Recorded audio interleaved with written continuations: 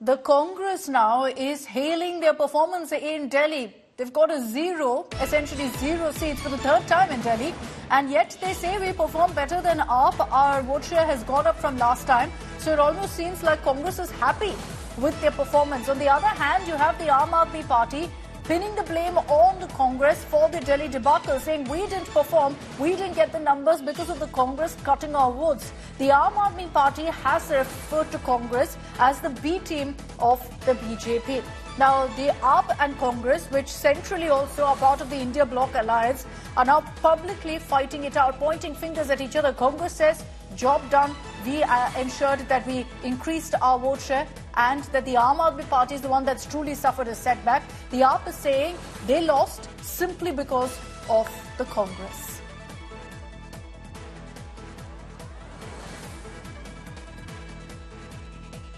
कांग्रेस ने पहले से बेहतर प्रदर्शन किया, हमारा वोट प्रतिशत बढ़ा है डेफिनेटली। आम आदमी पार्टी के हाथ में सरकार थी, सत्ता थी और भ्रष्टाचार में घिरने के बाद जो भी नुकसान होना था वो उनका होना था और उनका हुआ। पूर्व मुख्यमंत्री अरविंद केजरीवाल संयोजक हार जाते हैं, मनीष सिसोदिया, सत्येंद्र जैन, सौरभ यादव, हार गई पूरी पार्टी। खोया उन्होंने, हमने कुछ नहीं खोया, हमने पाया है और डेफिनेटली बीजेपी ने उसका लाभ उठाने में कामयाब बीजेपी होती हुई इन चुनावों में दिखी है। सरकार अब उनकी बनी है, लेकिन सबसे बड़ा लूजर और नुकसान किसी का हुआ है तो वो आम आदमी पार्टी का हुआ है। कांग्रेस पार्टी ने जिस तरह लड़ा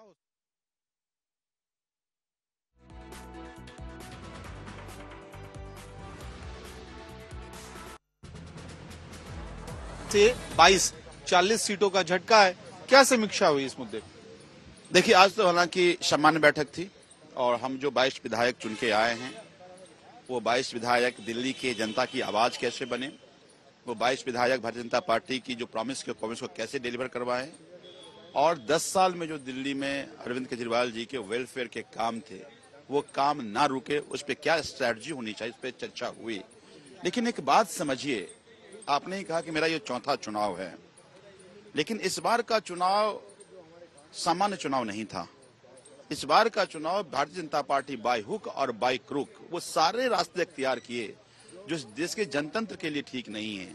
पुलिस को लोगों को डराने के लिए उपयोग करना, गुंडे बदमाशों को से लोगों को डराना, अगर हमारा कार्यकर्ता कोई सड़क पे लोगों के बीच जा रहा है तो उसको डराना, उसको धमकाना, उसको पुलिस थाने बुला लेना।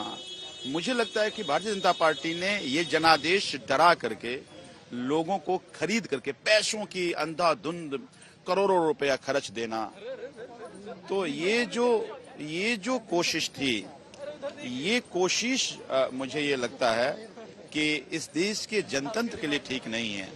मुझे लगता है कि आगे ये बड़ी लड़ाई है और हर वो व्यक्ति जो इस देश के जनतंत्र को प्यार करते हैं उनको इस रक्षा करनी पड़ेगी। एक्सक्यूज है आम आदमी पार्टी का कि आप लोग चुनाव हार गए हैं इसलिए गुंडागर्दी की बात कर रहे हैं, अनफेयर मीन्स की बात कर रहे हैं। बीजेपी कहेगी कि ये आपका घमंड था। अरविंद केजरीवाल ने कई दफे कहा कि इस जन्म में प्रधानमंत्री नरेंद्र मोदी नहीं हरा सकते हैं उनको दिल्ली में। उस घमंड को दिल्ली की जनता ने तोड़ा है।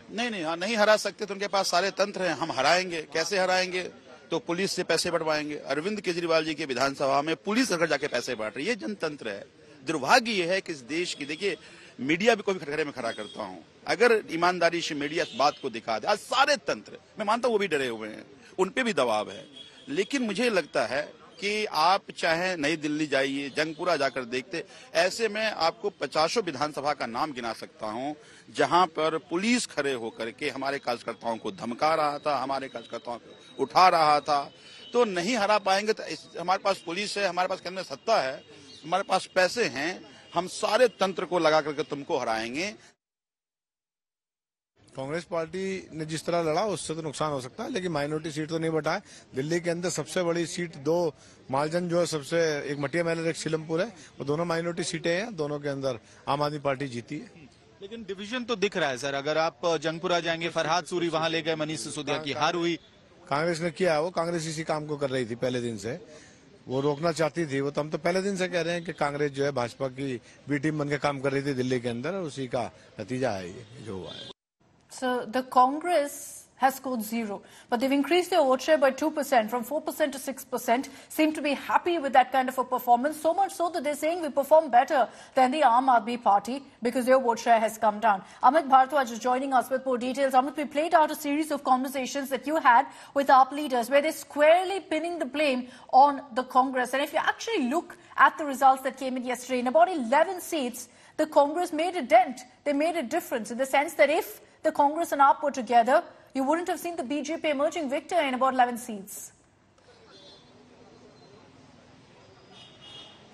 Right, Akshata, right a day after the Delhi elections are out and Aam Aadmi Party has been routed, uprooted from the national capital, ousted from power. Now the AAP MLAs, the moments after they met Arvind Kejriwal, the Aam Aadmi Party chief at 5 Firozshah Road, these MLAs are slamming Congress Party. They are actually accusing the Congress Party of being the B team of the BJP and having fought the election on the resources of the BJP. So the slugfest that we had seen during the election campaign has even more intensified after the results are out, because if you go by the list, there are seat by seat analysis is pretty clear that the Congress Party has made a solid damage to Aam Aadmi Party and possibly ousted Aam Aadmi Party from power in the national capital. There are examples like Sangam Vihar. The candidate had just gone inside. Dinesh Mohania is possibly one of the most, he's among the candidates who is in complete state of shock right now, because his margin of, the margin of defeat is by nearly less than 350 votes. And in that particular constituency, the Congress candidate polled nearly 17,000 votes. Manish Sisodia, another example, 675 votes. The Congress's Farhad Suri had polled more than 7,000 votes.